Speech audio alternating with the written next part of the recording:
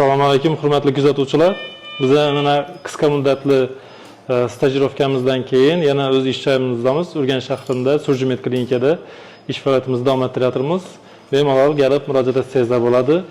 Endi bugungi bemorimizda burun to'siq qiyshayışı va ikki taraflama gaymarit, asosiy bo'shliqda yiring diagnozi bilan operatsiya oldik. Xudo xolasa hozir suyakni doğrulaymiz va gaymur bo'shliqlarini va asnomiy bo'shliqlarini açıp tozalab beramiz. Natijalarini ko'rib beramiz. Rahmat.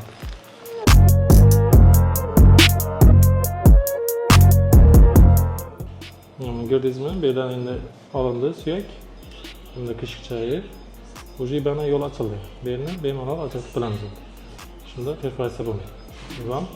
Buni hozir bunaqandan keyin ikki tarafdan ham ajratib olsak qiyshiqchayi.